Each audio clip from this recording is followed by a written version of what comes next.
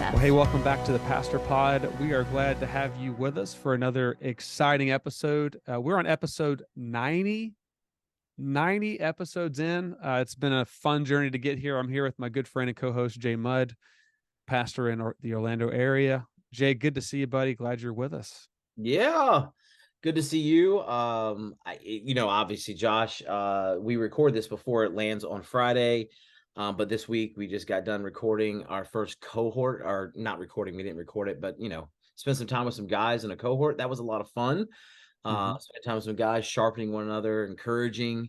All the way from, let's see, what do we have? We had Rhode Island in there, you had New Jersey in there, some Florida in there. Was there anywhere else that I missed? West Virginia. I think West Virginia. Josh is like on the Ohio border, West Virginia border area, and then friend Nathan from Georgia, and let's see, I think that was it. We're waiting on one of our other good friends named Dan, who's couldn't join us because of hurricane damage. They lost power and lost internet, so we're praying for him and all those that have been affected this week. Yeah, I always hurricanes. Firsthand, Josh. I've been in Florida long enough. I now live in Central Florida, so even if we get something, it's very rarely a major issue. But those who live on the coast, specifically up in the Perry area of Florida, got really hit hard. And so make sure we're praying for them and the recovering efforts. And some of the images, they're always you see one, you've seen a lot of damage, but it's never easy to swallow watching that. And you were sharing in one of our conversations we've had this week. I feel like I've been around you quite a bit this week. We need a break, Josh. No, you were sharing, as any of these things come up the coast, people in your area, there's like a little bit of there's always that in the back of their mind of, man, this could shift, this could wobble. And because you go through these things, and that's really how it is. I know my in-laws who live in the Panhandle, because of Michael was up there, years ago, and they're always, on the edge a little bit, because again, until you get hit directly something by one of these, you really can never really understand what you go through, more than just property damage thing, but there's an emotional factor. There's all those things. Yeah, I was sitting there watching the updates, and we closed down the office like Tuesday afternoon, and then Wednesday all the schools closed, as well as Tuesday as well. But comparing everything to Hurricane Ian, like me and Cassidy were like looking at the tracks from like both storms, and she's like, it almost looks the same or in this way. And they said it was going to hit here, but then it turned in, and so we were on edge. I did wake up, I think it was Wednesday morning, really remembering all the images of cleanup after Hurricane Ian, as well as just so many families that are still cleaning up. We have people that are having their roofs repaired right now from last year. And so, yeah, I had a little bit of PTSD just thinking through that. And I grew up around hurricanes, but Hurricane Ian was a 4 or 5 category it just sat on us. It didn't move. So this one thankfully moved fast, but we are praying for the people in Perry and Cedar Key and all the areas of the Big Bend, and some friends from Bible college that I'm just connecting with this morning. So we're looking at ways we can, just find out how we can help. And, going to get through it. I know a lot of people are out of power in that area, and a lot of rural areas that don't have as much infrastructure. And, but yeah, just continue to pray, because as much as you don't want it to hit you, you also don't want to hit anybody else. So it's definitely an emotional experience for sure. But yeah, God's good. Everything's good here. And, grateful it didn't hit you guys hard in Orlando either. Nah, we typically get some rain and some wind, but I can tell you this: the Mouse House, Disney World, wasn't closed, so it wasn't that big of a deal in Orlando, because they didn't close because they were still after the American dollar. So that's when you start knowing it's going to be serious. Like, I think in Ian they did close Disney World, so that's how you know when it's going to get when there's potential for damage in Orlando area. But anyhow, yes, let's do pray for them. But here we are, episode 90, Josh, and today we get to talk about building some teams. Yeah, I think we're really leaning into how do we lead people. This might be a little bit of leadership 101, but also how do we learn to grow as pastors, as leaders in leading people? And why is it hard to be a leader? How do we define leadership? A lot of people have different ideas on what a leader is and what a leader does. So let's just kind of kick it off that way, Jay. Just how would you, and of course, I think with all of our conversations, we usually like to define what we're talking about. Because when we say one word or we say a phrase, we automatically go to what we already think about it. So how would you define leadership? I mean, I'll be completely honest. I mean, it's not as complicated as maybe we would like it to be. I believe it's simply an individual who's been called by God to a leadership position of, in order instructing others to lead others to, direct and give direction to an organization or a ministry or a church, or I don't want to overcomplicate the term leadership, because it's not just the pastor, it's not just the staff, it's not just the deacons. It doesn't always necessarily come with an official title. To be a leader, you don't have to have a title. It's when you've been given responsibility for others of any kind. Mm-hmm. If you really want to break it down, Mm-hmm. I think that's what it comes down to. It's the responsibility of others. Mm-hmm. So I think that's how I would define the term leadership, just the responsibility for others, because that's what it is. But many times when we look in a church, I think, or in any kind of ministry or organization, you would say the leader, it has a title of some sort or whatnot. But I think there's other means and there's other places. I think there's leadership that takes place in all organizations, specifically the church. There's leadership that takes place that sometimes people don't even know about. Mm-hmm. It's hidden. It's behind the scenes. But there's drastic leadership that makes it work. I think about, think about your organization, Josh, and there's so many people who do things that no one else knows about. And there's a leadership role in there. They're given instruction. They're given, they're leading others. They're given responsibility that no one knows about. But if it doesn't get done, they're going to know about it. I think that's really Mm-hmm. when you find out what, where leadership holes are, is when something's not getting done that always got done. Have you ever Mm-hmm. had something like that where somebody leaves and you're like, All the time. who did Well, that? So and so yeah, did. yeah. This is, like you said, it's the things that people just assume is just there. Like, especially if you're, of course, you're in the season of starting to gather with your church soon and do some preview services. And we're a portable church still, almost 23 years old. So, if the room's not set up, if the setup team isn't there, or this person doesn't show up to do this, it shows. But if they continue to do it, it's funny. People just assume it happens automatically, and how important it is from the street to the seat, how important all those elements are just for a Sunday morning to happen, but also during the week, how we follow up with people, how we make time to connect new people to Christ and help people take next steps, and families that have needs. I mean, that all takes leadership. And it's interesting, like, leadership is sometimes viewed, like you said, as a title or like a top-down approach. But what we find most of the time in the Gospels, Matthew, Mark, Luke, and John, we find Jesus modeling what a servant really does. I'm sorry, what a leader does, and that is a servant. He's a servant leader, and servanthood is really the pathway in the kingdom of God of greatness. And I know Jesus, Matthew chapter 20, talked about that a lot, and he washed his disciples' feet. He showed them and shows us that leadership isn't about power, control. It's really about how you pour into the people that are following you. And I think we see that also modeled with Paul. He said, "Follow me as I follow Christ," not meaning I have it all together or that I have all the answers, but we're going to do this together and we're going to make a difference. Of course, John Maxwell defines leadership as influence. And I would agree with that. I think you can have influence and not have a title, like you were saying, Jay. But how do we grow as servant leaders? How do we lead in a way that it empowers and equips others to lead? Some people think if I'm a leader, I do it all.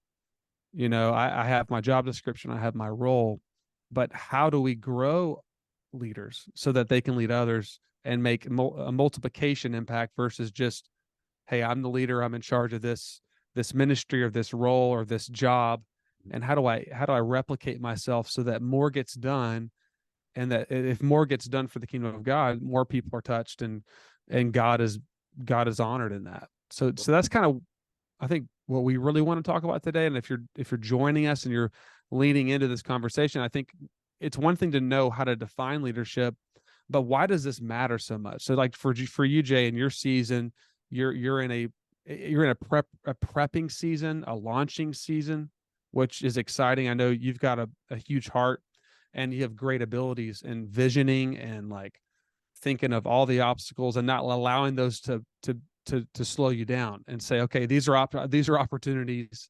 So talk about how leadership, why it matters so much, specifically like for you as a pastor, as a church planner.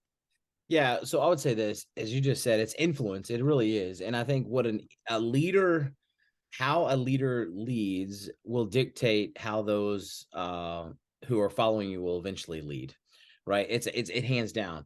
I'll say this before I get too much into detail what we're doing, me specific, but I watch pastors from afar. I watch a lot of people do certain things, and there's a church in Texas, in Houston, Texas, that I used to serve at, and I'm no Yeah. longer there. I haven't been there since, I mean, we left in 2009. And so anyhow, I still watch the church from afar, and there's a new pastor there, and his name's Lee, and I watch him, and this is something fascinating. I don't know him. We've never met, we've never talked. But here's what I find fascinating about this pastor. He's a senior pastor of a church. Don't know how big the church is now. I'm assuming it's, a couple hundred, 100 people or whatnot. But here's what I found over the last, 6 to 8 months as I've been watching. There's 2 times he's posted on social media where it's a Sunday morning and he's doing something other than preaching. It's fascinating. He'll say, "Hey, look, today Yeah. I get to serve as a camera person." So he's behind the camera, serving in the camera. This past time that I saw, it just popped up on my feed. So it's not like I'm stalking, by the way. But anyhow, I don't want people to think I'm a stalker, but it popped up on my feed. This last time he's like, "Hey, it's gonna be a great Sunday here at church. Today I've had the joy of serving in the 2-year-old classroom." So he's in the kids ministry. Mm. Here's what I hear through all that. This is a leader, is a senior pastor of the church. But what I hear and what I see is him modeling what it looks like to be a leader. He's not Mhm. too big to be behind a camera. He's not too big to be in a classroom. And I think he's actually demonstrating what leadership is all about and showing what leadership is all about. And he's doing it from afar. I noticed, and I have no connection necessarily at the church there in Houston anymore, but I noticed and I'm watching from afar. And I think that's what really, if I was to encapsulate a picture of what leadership is, that's what it is. It's modeling for those who are following you and who you have influence over, what it looks like to serve, to Mhm. show, and things like that. So as a church planter, something I'm doing, that's something I'm drastically doing right now, is we're in a prep phase, but that prep phase is full of modeling for people what it looks like to be a Mhm. servant. So I'm doing the things that I'm prayerfully hoping that others will imitate and do, like, what Paul says, right? Imitate me as I imitate Christ. But I'm praying that people are picking up on it. So everything we're doing right now as a leader, as I'm doing as a leader right now, is intended to be scalable and moldable, reproducible, for people to say, I can do this. Mhm. And showing them what it looks like to be a leader. I think that's what Jesus did best when you watch and follow his ministries. Mhm. He modeled for those disciples everything that they should be doing. Mhm. Although he was the Son of God, although he was, sinless in life, perfect in every single way, he took on the form of a servant Mhm. Mhm. to model for the disciples what it looked like, to model for it. And I think this is so important, because if we're not careful, leaders, typically we find ourselves in a spot or a position where we no longer do what we used to do. I think about your church, Josh, the Bridge Church in Venice, a church, mobile church, after 20 plus years of being a mobile church. And I watched your executive pastor, the golden goose, as I call him, Alan, the past weekend. A couple weeks ago when I was there, I didn't get to see him. And he was modeling for others. He wasn't, although he's the executive pastor, although is he the longest longest standing pastor on staff? I think Pastor Aaron has a longer time Okay. frame of being on staff, but yeah, Alan's been here for a good while, so it's been Okay. Although yeah. he's got tenured, although he's got a title of executive pastor, his hands were getting dirty the whole weekend. He was working, Mm-hmm. setting up, he was tearing down, he was organized, and he had flow charts, and he had, some of the coolest things in the world. I was like, man, this guy's on it, right? Yep. The fire alarm Mm-hmm. off at one time, and he was jump to action. All he's modeling what it means to be a leader. He didn't take a role of like, hey, I'm here and I can't get my hands dirty Mhm. anymore. He continually gets his hands dirty. I really think Mhm. it matters because when people see that, they see the genuineness, Yes. because it's the same thing that attracted the disciples to Jesus. I think it's the same thing that had all the people that were following Jesus was he he didn't think of himself above anyone else, even though he could have. Yes. He could have. He totally could have. I mean, Right. Jesus had every reason to say, wash my feet. I mean, I'm the son of God. I mean, I'm getting ready to go to the cross for you. But yeah, Alan exemplifies that and really has a heart to serve and lead others. And I think one of the things that stood out to me with him is he has incredible abilities to see what might be coming and preparing for it and then equipping others. And so I love that he's always willing to think strategically, but also if there's a need, he's going to jump in, as well as our staff. They're willing to do things that are not on their job description at times. You know, we jump in and help each other when there's a need, when there's something that's messed up, when there's something that, you know, some type of issue with the facility or, you know, set up tear down. I mean, everybody's willing to help each other. And I think coming out of a silo mentality, that which how a lot of teams function, where, you know, we all take care of our own specific ministries and then we still have to work together. Instead of that, we want to be a team, like on the same football field. We all have different play calls, we all have different gifts and abilities, but we are all moving forward. And because when one person wins, we all win. And so it's really, that's been a real big value for our staff to like keep growing in that, because the natural thing to do is to focus on what you are specifically good at or gifted in. And when you win, then that's all that matters. When in essence, if someone's hurting, the team's not winning. And so it's building up, strengthening each other in our ministries. And so um, that's something I'm passionate about. I think we're growing as a church in that. I want to continue to grow in that, because I think when we replicate a heart of togetherness and not just, hey, I'm going to do this, you're going to do that, and then, hey, don't bother me, or you know, I'll talk to you if there's a problem, but instead like a conversation, communication, asking for input, asking for feedback before, during, after an event or after Sunday morning, to say, hey, I want to continue to learn and grow. I think that's really at the heart of what you have been getting at, Jay, is like, we want to be the best version God has called us to be. And as a leader, I need people to speak into my life and they need me to speak into their life. So it's just encouraging and it's fun and hard all at the same time to be a leader and develop teams. Yeah, and I think that's the juggling act that everyone, and again, that's what makes it so difficult, is that you're constantly trying to bring people in and you're also trying to send people out. Mm-hmm. And there's that balance of how I bring people in and how I send them out. And a lot of it, I think pastors sometimes often send out too quickly, and then we equip Yeah. people, and then all of a sudden we send them out and then they fall on their faces and then they're discouraged because they're not ready or whatever it may be. But it starts slowly that development process. And I think, where I'm at in the stages of church planning is right now we're building, a core team, that team of people who are going to say, hey, we're going to see this launch. And that's always challenging in a church plan. I was telling you before we hit record, it's always challenged because there's the early adopters, those that are saying, hey, yeah, I'm in, I want to be a part of this. And then you have those that are on the fringes that are going, hey, we're in, but we're not ready until you officially, when you launch, quote unquote launch, which I was sending an email out the other day and I said, some people don't identify a church until they have the Sunday morning experience, that Sunday morning worship gathering service, whatever you want to call it. Until that happens, a church is not, almost viewed as not legitimate. And I said, Mm-hmm. I I really wish that would change, that conversation would change. Because in my mind, over the course of what I've been modeling and what I'm trying to show in leadership, is over the course of the last, what are we, 8 months, the church has been very active in this community. It's been very active in the sense of like people know who the church is. That's a recognizable name. We have conversations. We're coming alongside people. I meet with people. People have shared Mm-hmm. with me struggles they're going through. I'm doing the counseling side. We're shepherding, we're coaching. The church has been very, very active, but most people wouldn't say, hey, when are you going to launch? When are you going to do? See, we got to change we got to change this, because in my mind, leadership wise, we've been active, we've been working. Mhm. I was thinking about the home church model, Josh, real quick, the home church model. And I know one pastor in Boston who he kind of does the home church model. I think they meet once a month or whatnot. His model is unique and different. And most home church models, they struggle to take off. Have you ever noticed that the home church Mhm. model, it struggles Yes. for whatever reason it might be, and whether you hate it or you love it, whatever it might be. And I go back, and this is just me ranting real quick, but hear me out.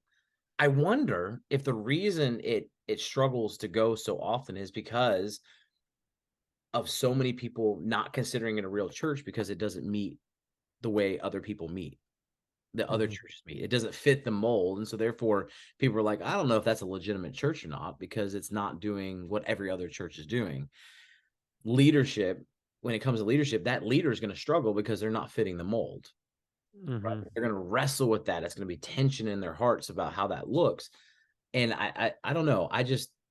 I sense that we need to really get back to the core of leaders embracing who they are, who God's called them to be, and living it out Mhm. with boldness. Um, so anyhow, I've ranted quite a bit here, Josh, but I think it's really, really important, because if we don't clarify, if we don't understand leadership at its core, we end up creating the same cycle over and over and over and over again. Yeah, and that cycle could come from different places, right? So let's take the house church model. I have nothing negative to say about doing church differently, right? Because around the world, it's happening in different pockets. Of some churches are under persecution, Right. like true persecution. So they're meeting underground in homes and random businesses and places where they're trying not to get found, so they don't have to go to prison, but they're still trying to share the gospel. And then you have the house church model in America, which I think one of the struggles with that I this is just my opinion. I think one of the struggles that trying to start something that will remain small. Now, if you have a multiplication mindset, yeah, we're going to have all these house churches, which in my opinion are small groups meeting, and they're wonderful and they're family driven. They're encouraging. They're everybody knows each other really well. But I do think that when there's not an outreach mindset of welcoming everybody and anybody, I think things over time lose energy and they lose focus. And because if the mindset is the church's goal is just to be inwardly focused and we're going to quote unquote grow deeper in our faith and be the best version of a church possible, without the mindset of making disciples of people that do not know Jesus and helping them grow to become more like Jesus. If that's not happening, if the Great Commission's not happening, I do believe that's one reason why many house churches, and I would say just churches in general, plateau, um, start to decline. And I'm not just talking about the goal is to get more people in seats or in the home. I'm talking about transformative life change through trusting in Jesus Christ and following him. And if that's not the story of any church, let's just say any church, that's the struggle in America today. That's why we're seeing so many churches close their doors. And even with the church plant starting, we're not even keeping up currently from some of the stats I've read. We're not even keeping up with like maintaining where we were.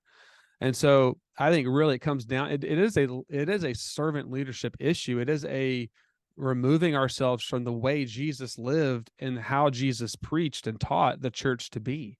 And like you said earlier on the podcast, Jay, I don't think it's as complex as we make it. And leadership, like the genre of leadership books. I mean, I don't know how many leadership books. I did a master's in Christian leadership at Liberty, and I really enjoyed that because one of the things we did was diving into so many biblical leaders in the Bible and pulling out truths. And I really personally just love that stuff.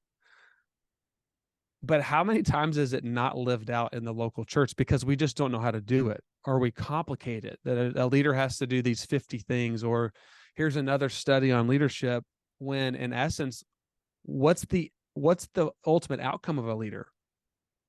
I mean, what is a leader? What's the ultimate aim of a leader? Is it just to be a good leader?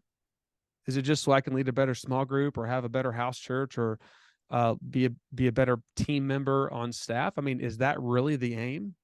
And I think at the end of the day, we have to always start with vision.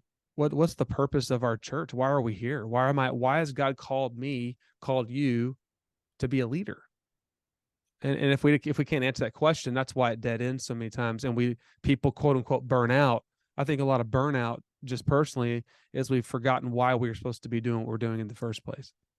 Right. And the end goal of leadership, I believe one of the end goals, if not the end goal, is, and I'm going to say this, but it's multiplication, but it's on multiple routes. It's multiplication. Like what Jesus did, he multiplied himself. He sent out that the disciples followed in suit and did what Jesus did. And then they did what they did. And it multiplied and multiplied and multiplied and multiplied.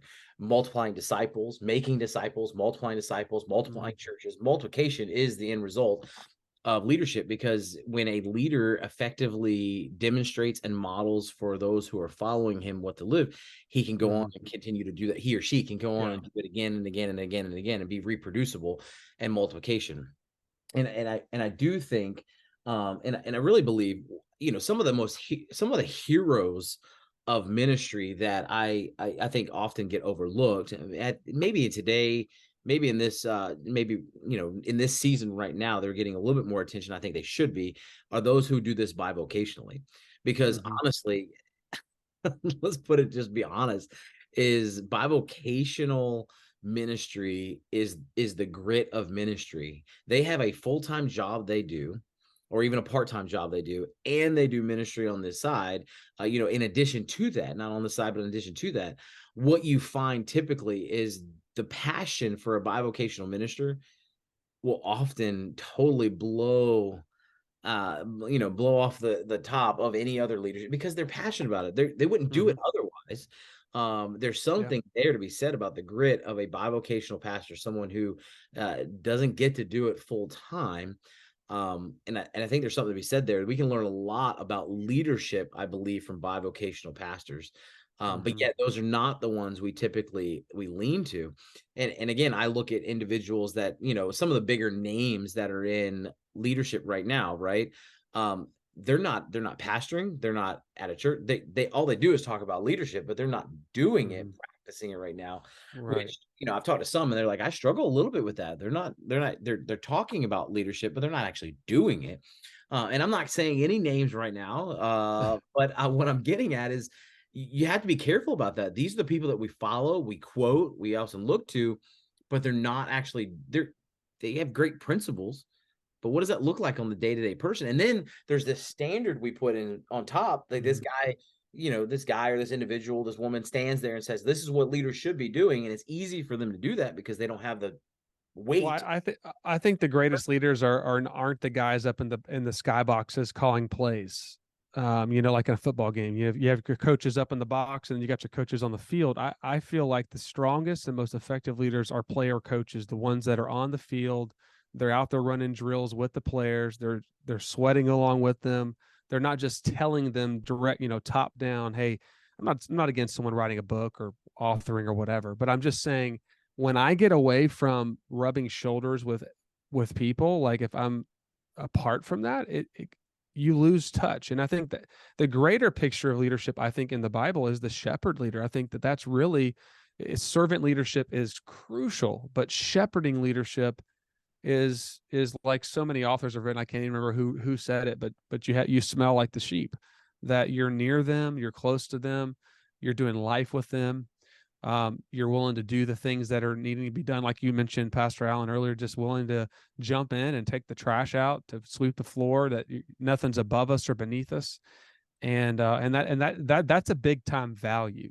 That should be something that's at the core of every pastor listening, that no matter what our title is or how long we've done it, is to never forget, like kneeling down and talking to that 5-year-old kid that's near a parent that you're talking to after church and saying, hey, tell me your name, how you doing, never losing the joy, or even the piece of being a part of what God is doing. And it's sometimes, for me, Jay, like I can get numb to some of that, because I've got so much going on, so much on my plate, that I wouldn't call it autopilot, but I've got so many things to accomplish that I'm just going to be so task driven. I can't forget to pause and not only praise God for giving me the opportunity to be a part of what he's doing, but to never stop praising God for how he's working. And so slowing down, pausing, and doing that sort of stuff.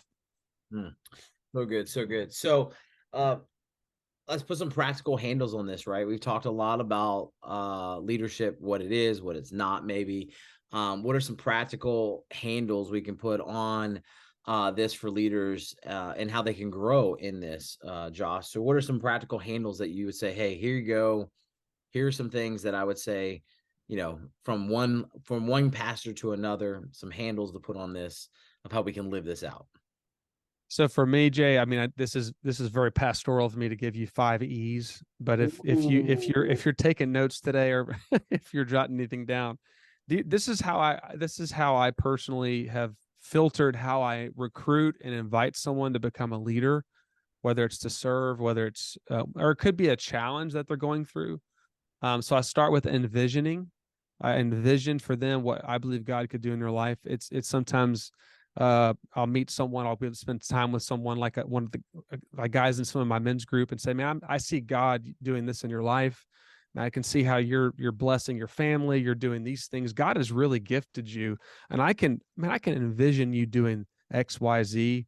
And I just want you to know that I'm praying for you to step into that, and or something like that, because I can envision you making a difference in this way for the kingdom of God. And start with envisioning, and then I would use the next word, enlist. Get them fully connected. If you have a application process to get someone to join a team or to serve as a leader, to start enlisting them. And thirdly, encourage. I mean, I think encourage can be throughout, but when you get someone involved serving as a leader, you're going to need to encourage them a lot, because they're going to be discouraged, they're going to be scared, they're going to be nervous. But to say, hey, I just want you to know that we're going to walk with you. I just want to breathe encouragement into you. And then fourthly, equip. So envision, enlist, encourage, and then equip. And this is where you need to give them the tools to succeed. This is where you give them life on life training. You watch me do it, then I'll watch you do it, and then you do it, kind of thing. You sit down with them, you go over how they can lead this small group well, or they can share their faith with a friend. And then the last one is empower. I mean, like, trust, equip them, and then empower them. Say, hey, I'm here for you, but you're going with it. You're leading that men's group. You're pouring into those men. I'm here to come alongside you. I will encourage you. I will equip you. I'll give you vision, but I want you to know that I believe God is going to use you in great ways. And I want you to know that I'm going to be watching and serving and going along with you, but I want to empower you. I want you to lead this with God's grace and with God's help. So those are 5 E's that I kind of try to remember in my head when I'm thinking of developing a new leader or starting a team, to envision, enlist, encourage, equip, and empower. And I'm sure there's a lot of other E's, but those are my 5. All right, cool. And I'll follow that up by giving you the CJR method. Call Josh Robinson.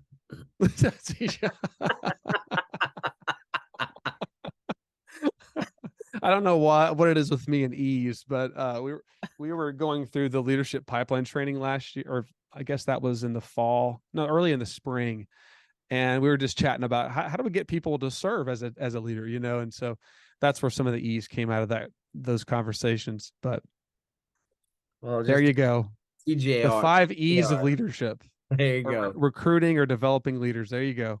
According to Josh Robinson. No, I think it really in there you could even take those and expound on, and you should take it, you should expand on it. But that's a good footprint. I believe there's a good footprint there for you to follow if you're listening in. Vision, enlist, encourage, equip, empower are good. These are good methods for you to take into consideration when you're looking at growing in your leadership. But really, it starts with, we can pull all the way back around, come full circle. Starts with really taking the blueprint that was laid out for us. That's not overcomplicated. That we read in Matthew, Mark, Luke, and John from Jesus' life. You can even extends beyond that if you look at their letters to the church, their works, Paul, individuals like that. Really, the whole New Testament is based off of the blueprint that was given to us by Jesus of like, this is how you're to lead, this is how you're to love, this is how you're to shepherd, this is how you're to serve one another. And when you start doing that, what you'll see is you'll actually be more attractive to others. Before anybody hits me up and goes, hey, Jesus wasn't attractive, a lot of people didn't like Jesus, I get it. But I really do believe people will be drawn to this type of leadership. I believe people are looking for less for a pastor who's got a platform and more of a pastor that they can have a conversation with. I believe they're looking for that type of person right now. And I believe more and more today, we need pastors who are willing to have the conversations, to take out the trash, to do the work side by side with individuals versus a dictator, like not a negative way, but like, hey, I'm going to dictate to you what to do and call the shots. Yet those are often the pastors in the churches we look to, we put on a pedestal, are the churches that have those pastors who have put enough people around them where they don't do those things anymore. They focus on other things, but what they don't know is the years and years and years and years that probably went into being a servant leader. So I'm not knocking those churches now that are we look to and go, man, look at how they're doing things. I think we just forget the years of labor and sweat and tears that go into of many pastors who put in the time to be servant leaders, and they're just in a place now where maybe they're not doing it as much as they were before. But anyhow, I think we can go back to the blueprint of what Jesus showed and demonstrated for us in the Gospels. So, Josh, you, I think, froze for a second there on my screen. You were staring. I didn't, and now I'm back. You were staring in my soul. I was like, wow, this. No, I'm really sorry. Really intense. It's not my fault. If you're watching online, you'll see that he was frozen. I was like, man, he is staring in my soul right now. Very creepy. I was like, hey, Josh, and we're back. Feeling a little judged right now. What I'm getting at is I think many times we put people on a pedestal, we miss the story that went along with that, to where they've led in such a way now, they've put so many people around them to where they're able to focus their energy in other areas. They're just serving in different ways that we don't even see now, but we see them as, oh, they don't have to do that anymore. The goal is I think it's huge. Yeah, like you equipping them is makes a great leader. That you're not what we're not saying is do everything, but nothing should ever be above or beneath you. Even when you do have a huge team around you or a bunch of serve teams, is to do it with them. And so anyhow, yeah, I mean, this is just good good healthy conversation that we need to have. And so I want to encourage you guys, as you're listening in, girls, ladies, as you're listening in today, to write these things down, maybe put them into practice. We'd love to hear your feedback. You can always find us on thepastorpod.com. You can reach out to us at thepastorpod@gmail.com. We'd love to hear from you. Love to get some feedback on where you're finding this at. Where are some of the gaps that you've seen in leadership, or how have you seen it done right? How have you seen it done wrong? We'd love to hear from you guys. So feel free to reach out to us. Josh, any final thoughts as we kind of wrap up today and land the plane, as some might say? Yeah, I think at the end of the day, we replicate who we are. And so for me personally, it's like the healthier I can be as a follower of Jesus, the better impact I'll make on my family and friends and church. And so leadership is huge. But at the heart of it, the goal is to be more like Jesus. The more we're like Jesus, the more we're going to reflect his love and his grace. And when we don't know what to do, when we run out of ideas, we can just go back to the simple gospel, and that'll get us through. Right. Good word.